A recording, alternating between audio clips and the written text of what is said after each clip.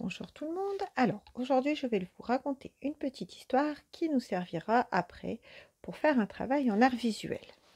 Alors, je ne sais pas si vous reconnaissez ce petit livre, mais il a été posé très longtemps sur mon bureau et je sais qu'il intriguait certains d'entre vous. Le titre est Dans ta tête à toi. L'auteur, Jom Marco.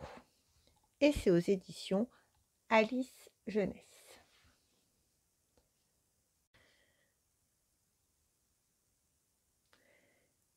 Et dans ta tête à toi. Alors ici, on nous dit texte et illustration de Jom Marco. Ça veut dire que Jom Marco est à la fois l'auteur et l'illustrateur. Pour Lume.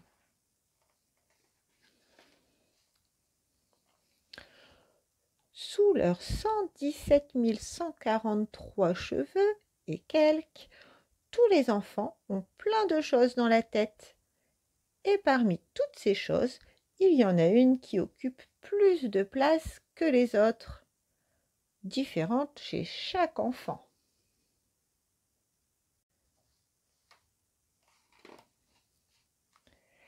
La tête de Charles est envahie par les chouettes, éléphants, cigognes, baobabs, guépards, gazelles, orchidées, girafes, flamants roses et goélands argentés, arcousiers, coccinelles, sycomores, hippopotames. Charles aime observer les premières hirondelles du printemps ou aider les gnous et les zèbres à traverser les rivières au cours de leur grande migration. Mais son ami Albert l'ennuie souvent, toujours occupé à additionner les immatriculations des voitures et à les multiplier par les numéros du bottin téléphonique.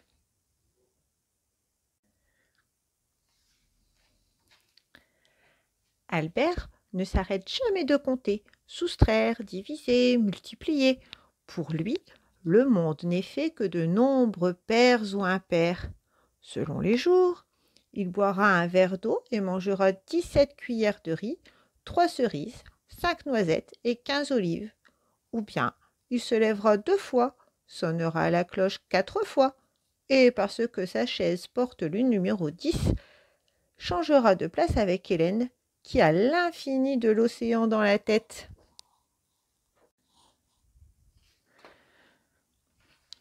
Hélène a des idées qui vont et viennent comme les marées. La mer remplit toute sa tête tant elle est vaste. Ses humeurs changeantes l'inquiètent, mais sa présence immuable la rassure. Hélène passe des heures à observer dauphins, hippocampes, espadons, huîtres, dorades, rousseaux, palourdes, orques, bigorneaux, et aussi les trésors enfouis au fond de la mer. Elle est toujours mouillée de la tête aux pieds. Un matin, au pied de son lit, elle découvre un objet très étrange, la lettre A. Serait-ce son amie Marguerite qui l'a perdue en jouant? La tête de Marguerite est pleine de toutes sortes de signes et de lettres, majuscules, minuscules, points, virgules, astérisques, parenthèses, guillemets, points d'exclamation et de suspension. Marguerite sait bien sûr que les lettres forment des mots et que les mots peuvent être lus parce qu'elle sait déjà lire et écrire. Mais ces lettres à elle voyagent dans sa tête et elle aime les laisser vagabonder. Ce qu'elle préfère, c'est jouer avec les frères Amadeus et Pablo.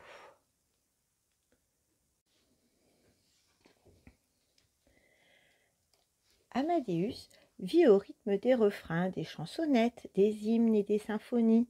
Un rouge, un vert, 3 jaunes, 7 bleus. Pablo pense toujours en couleurs.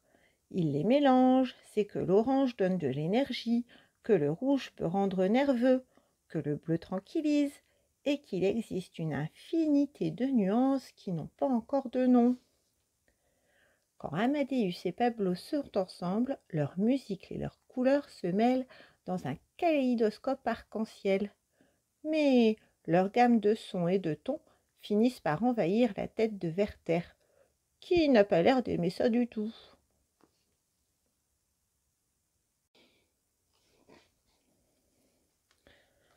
Werther semble n'avoir goût à rien.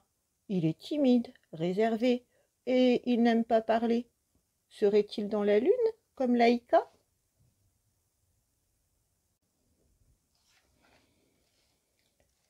Laïka, elle, a la lune dans sa tête. Chaque matin, Laïka se sent triste jusqu'à la nuit tombante. Et le soir, elle ne veut jamais aller se coucher. Elle voudrait pouvoir enfin voir la face cachée de la lune, car tout ce qui est invisible la fascine. En contemplant le nombre infini d'étoiles, elle se dit que Benjamin se sentirait bien trop entouré dans le ciel.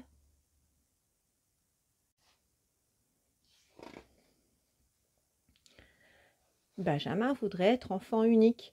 Certes, il aime beaucoup ses frères, mais dans sa tête, il n'y a qu'une seule chose qui compte, lui.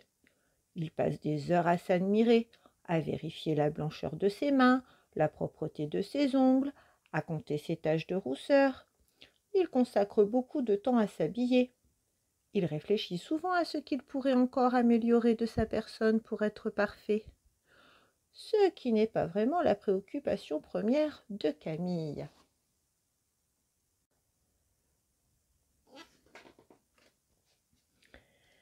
Camille n'est jamais très sûre de ce qu'elle a dans la tête. Et, en un instant, elle peut passer du coq à l'âne. Il y a toujours quelque chose qui occupe son esprit, souvent même plusieurs en même temps. Mais rien ne retient jamais très longtemps son attention. Comme tout le monde, Camille peut changer d'avis. Ce qui un jour compte beaucoup pour elle peut devenir moins important le lendemain. Et il arrive aussi que de petites choses se mettent à prendre beaucoup de place.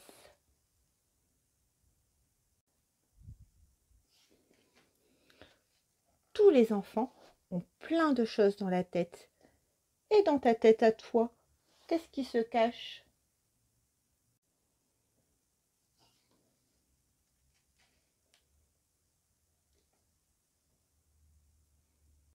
Et oui, et vous? Qu'avez-vous dans la tête?